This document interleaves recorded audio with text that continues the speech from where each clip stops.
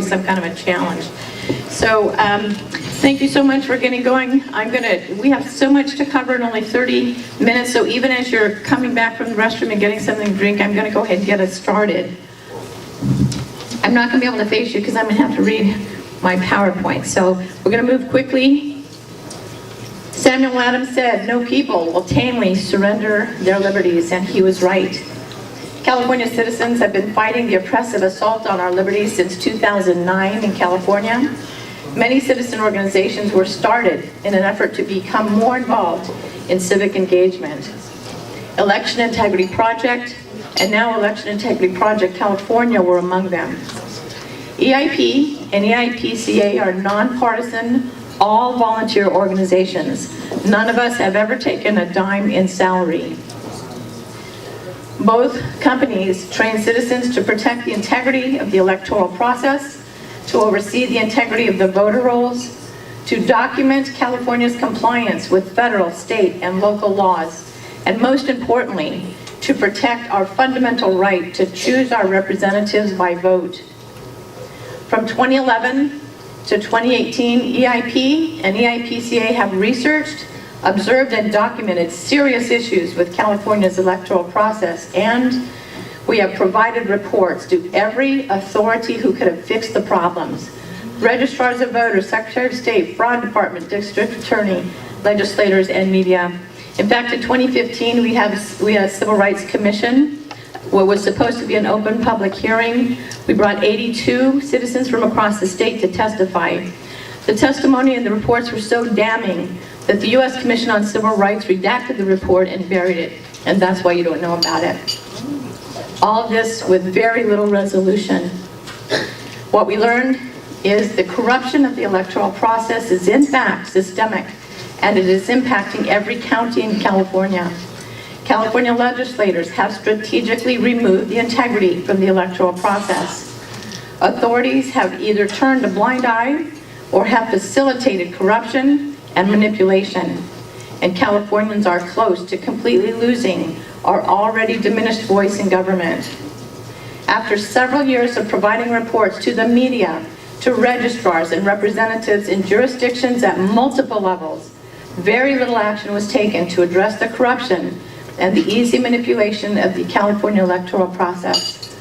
In 2016, Election Integrity Project California observed and reported to authorities what appeared to be criminal activity. We documented issues of great concern during the elections, but again, no action was taken. So EIP stopped looking to California to correct the issues. In 2016, we did not provide those reports to California legislators or registrars. In 2017, instead, we became the main plaintiff in Judicial Watch's lawsuit against the California Secretary of State and the LA County Registrar due to over 6 years of research of the voter rolls. We also established a relationship with Landmark Legal Foundation to review thousands and thousands of incident reports detailing the chaos, the corruption, and civil rights violations, and now criminal activity in our electoral process.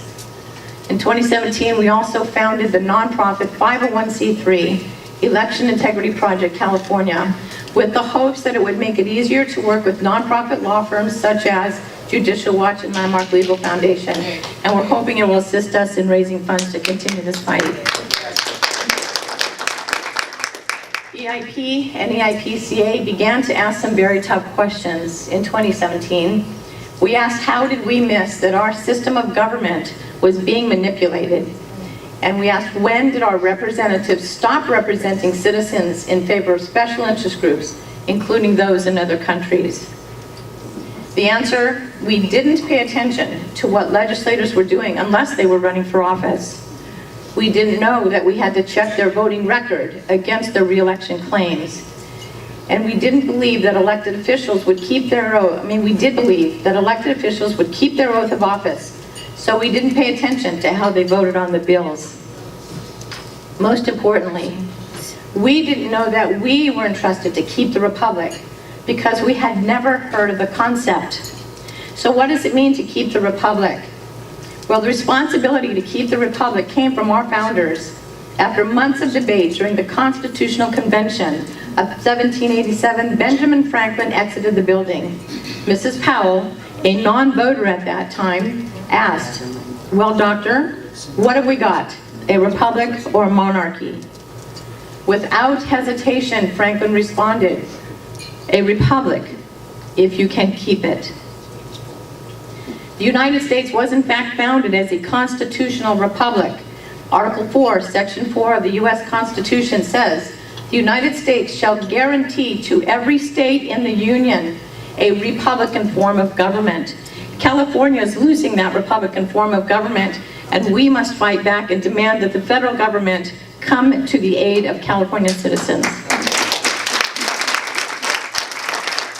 The success of this new form of government was completely dependent upon the citizens engaging in self-government in order to keep the republic.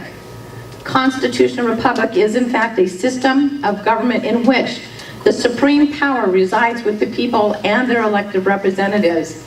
Most importantly, those representatives must govern according to the existing constitutional law.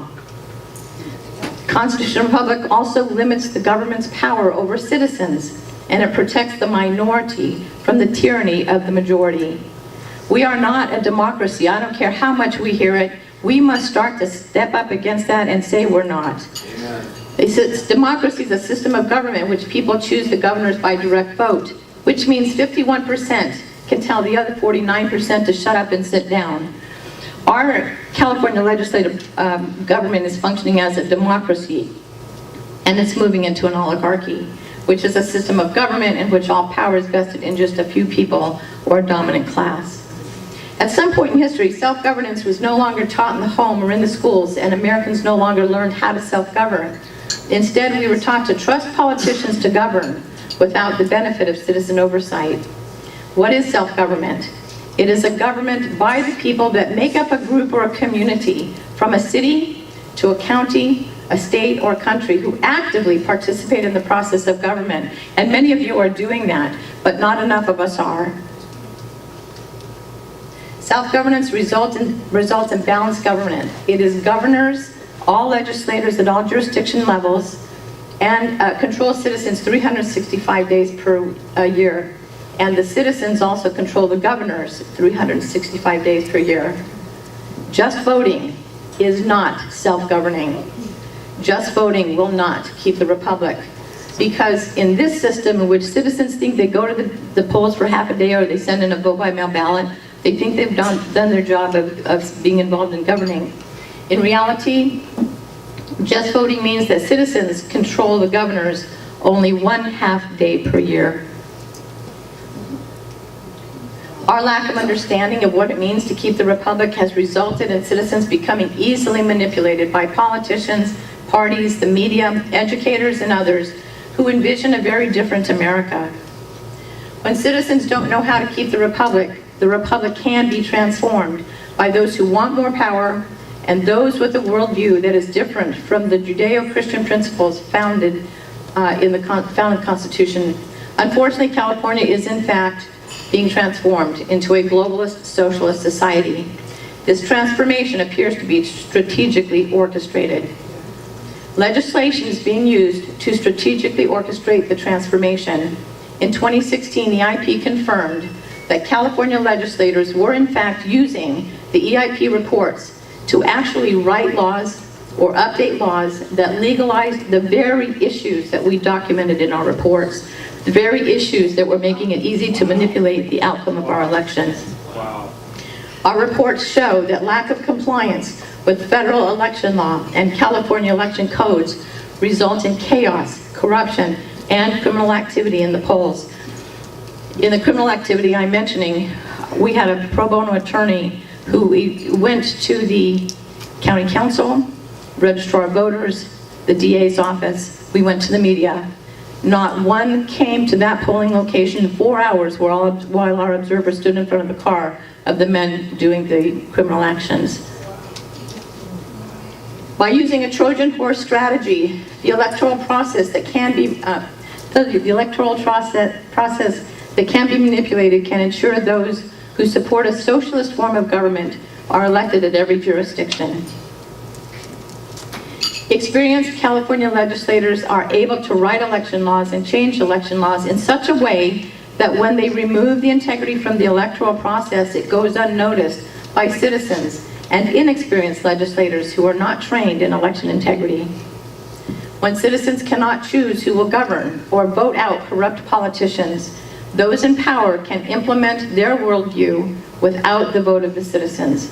This makes it possible to transform a state even as citizens protest.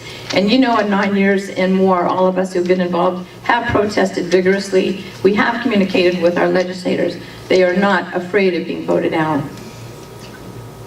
In order for California to be transformed into a different form of government, our constitutional republic must collapse. In order to force transformation, civil rights must be ignored and violated. Transparency must be limited. Government must control election procedures in order to manipulate results. Basic needs of citizens must be ignored, and the government must control resources. Erosion of civil rights. One example is the loss of the secret ballot. Secret ballot is the cornerstone of the American electoral process. Americans are losing the vital element that once protected the integrity of an election by believing that convenience is more important than integrity. How is the secret ballot being compromised? Voting booths are not arranged for privacy. In fact, in LA County, voting booths are labeled as Democrat and Republican. The vote readers are labeled as Democrat and Republican. So when a Republican goes to vote in a poll, then they must go to a reader that's labeled Republican. And when the Republican reader is not working, they will not allow them to use the Democrat labeled reader. They toss those ballots into an open box under the table. Voters are allowed to share booths or vote at a table with other voters. All have the potential for intimidation. Unnecessary and forced use of mail ballots are vulnerable to manipulation and abuse by the system. Forced use of the vote-by-mail ballots provide potential for intimidation within the home or the workplace. These abuses of the civil rights of the secret ballot remove the voice of the weakest among us, the handicapped, those living in circumstances of abuse or domineering behavior, and those living in communities where a certain vote is expected. The California model is a blueprint. It is in fact happening in other states around the country. The steps of collapse and forced transformation. Number one, the corruption of the electoral process.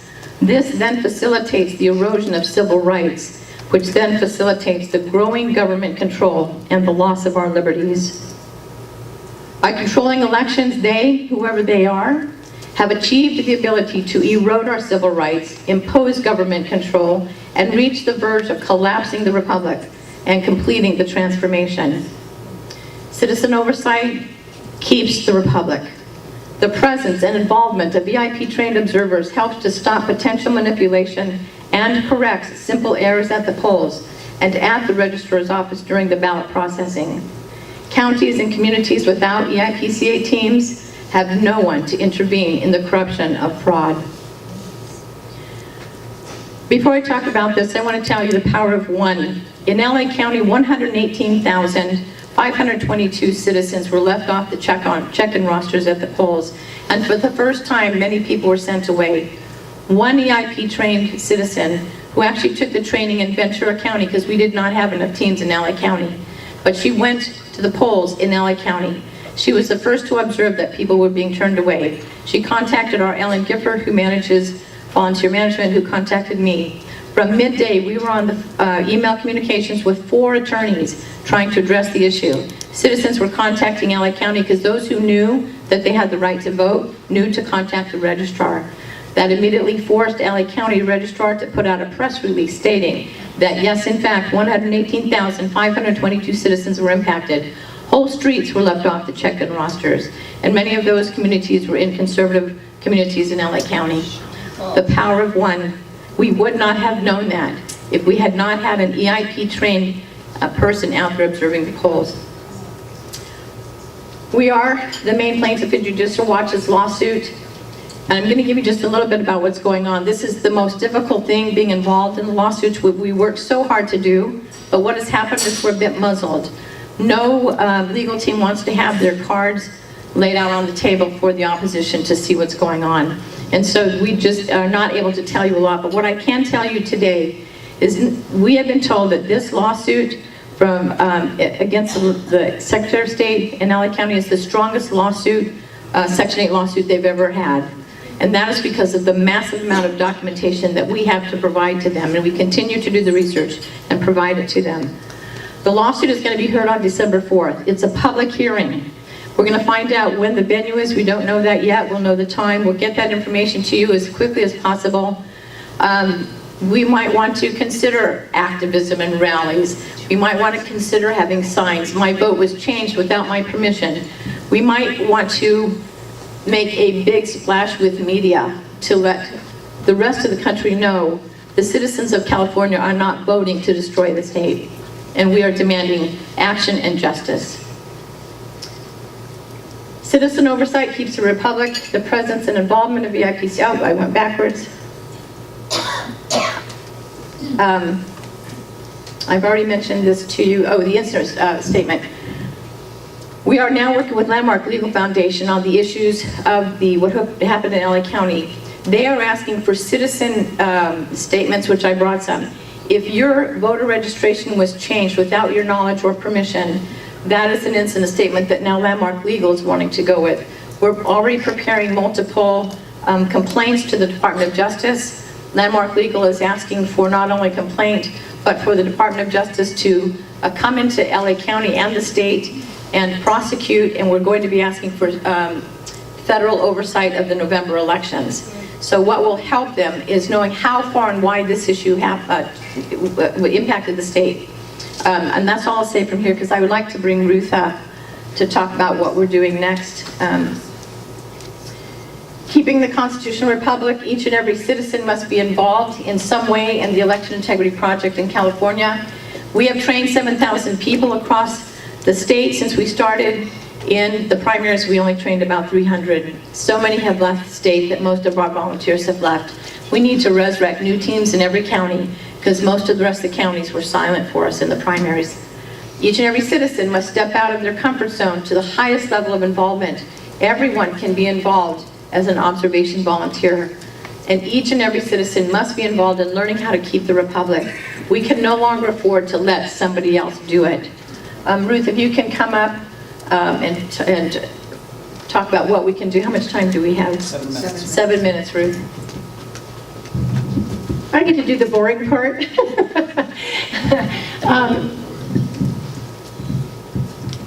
Which way is forward? Oh, the there we go. I'm here to tell you that you're needed, and you all know that. This is a room full of people who are absolutely in it, up to their ankles, and they went in head first. So I know you're busy, and I know you've got lots to do, and I know you're saying, don't ask me to do anything else. But as Linda said, if we work hard and we give money and we work as volunteers and we do everything we do in the electoral process for the causes and the candidates in which we believe, and we don't take out the insurance policy, which is to provide the oversight, then everything you did goes down the drain because somebody gets those votes, manipulates them, and didn't matter what you did. The more you believe in your candidates and in your causes, the more you better be there with the eip-ca, or it all goes down the drain. And that's what we're here to talk to you about. Each and every one of you should have one of these yellow cards in front of you. I put them at every spot, except a couple people I skipped because I knew those people already had this stuff. As Michael mentioned, or maybe it was Steve, our Constitution was made for only a moral religious people, and it's wholly inadequate to any others. And therefore, if we're going to keep the republic, the people who have moral and religious focus in their life have to be the ones to step up. It's the people in this room. Most important of all, we need to understand biblical citizenship, and you can talk to Jan Reese and Gail Levin about that. Thomas Jefferson said that studious perusal of the sacred volume will make us better citizens, and George Washington said it's impossible to rightly govern a nation without God and the Bible. So if we don't really take advantage of what we know in our biblical citizenship, we will never turn California back around again. In Valley Forge, at the Constitutional Convention, what was the one thing that brought success? It was belief, it was faith, it was turning to the Lord, even in the times when it looked completely hopeless. So we need to get out there and be the sunshine that becomes the best disinfectant. And that means we have to observe. We have to observe. Did you hear me? We have to observe. When we are there watching, they can't get away with anything. And that's why they're making an effort to retreat and make more and more and more of our elections happen behind closed doors. Force vote by mail, all vote by mail, because they get to take these ballots, which aren't secret in the first place because they've got your name on them, and they can choose to count them or not, do whatever they want to do with them, remake them, change your vote, and you have no idea whether the vote you turned in was counted in the way in which you cast it. And they are forcing that upon us and making us believe it's good. So we've got to observe, not just on election day, which is essential. We've got to be in the polls. As Linda said, the power of when every poll you're in, they can't get away with anything. And you've got to be there. But we have to be there for the 29 days before that and the 30 days after that, when they are processing all of those ballots that come in envelopes, and making sure that they don't throw out ballots that they shouldn't throw out, that they don't accept ballots they should not accept, that when they are remaking ballots, that they remake them accurately, they don't change any of your votes, that all of the things are happening above board. And that means we have to come together and say, okay, I'll go on Monday and you go on Tuesday and he'll go on Wednesday, so that we all don't have to give very much, as long as there's a lot of us doing it. And we coordinate. In every single county, we've got to be where they're counting the votes. So this card is essential. If you fill out the top part of this card, I beg you, we're not going to do anything bad with your information. We promise it'll go nowhere. Nobody will see it but us. And the results, the consequences of filling this card out is that you will receive 2 emails. And you'll receive nothing more than that, I promise you, unless you ask to receive more. The first one will be within a week or so, and we will attach some valuable handouts that spread the information about a little bit more of what we didn't have time to talk about today. And because they're in digital form, it gives you an opportunity to forward those things out to other people you think might need an education, all right? So we want you to get those, and that's what you'll get if you fill out and give me a legible email address. And attached to that, besides those attachments, will just be a reminder that you really need to get on our email list, our statewide email list. There's only 3 or 4 of us at the top. We don't have time to inundate you with stuff, I promise you. But especially between now and November 6th, we want to send out once a week or so some information that you need to know to become a savvy voter and how to protect your vote the best way possible so that you can educate others. And so we beg you, because the beginning of this series starts this Monday, this coming Monday. You want to be on our list. So that email will remind you to go to our website, sign up to receive our emails, and you can unsubscribe at any time. And then the second email you're going to get is notification sometime at the beginning of October as to where the trainings are in your area. Or if there are no trainings in your area, here's what you need to do. I don't have a slide for that. What you need to do is to say, okay, I belong to a group, a book club, a Friends of the Library, a Neighborhood Watch, whatever group I belong to that really cares about our community. You need to contact us. Contact eip-ca and say, we want to host a training for our group. We want to host a training for our group. We'll make sure you get that training. But we need you to come to us because we can't go out there and guess where we need those trainings. So if you have a group of people that want to be trained, you come to us and we will make sure it happens for you. We also, the hardest part, we need donations. As Linda said, we don't get paid, we don't get reimbursed, we get nothing, but we have business expenses, and especially with a lawsuit going, we can't afford to fold now. And we also can't afford to pay our bills without your help. So there's a donation jar over here. Linda, hold it up. We would appreciate, your Rolex watches and your diamond rings and that sort of stuff. We do accept that, but we accept checks, and if you give me a check, you're going to get a letter from us that you can write off on your taxes. Remember, we're a 501c3 now, so it's really, really important that you support our work that way as well as with your time. Together, we can really restore this republic, and we can then keep the republic. And this can become a reality, but can only be a reality if we start in California, because I guarantee you, this is the tale that's... All right, how'd you guys like that? Okay.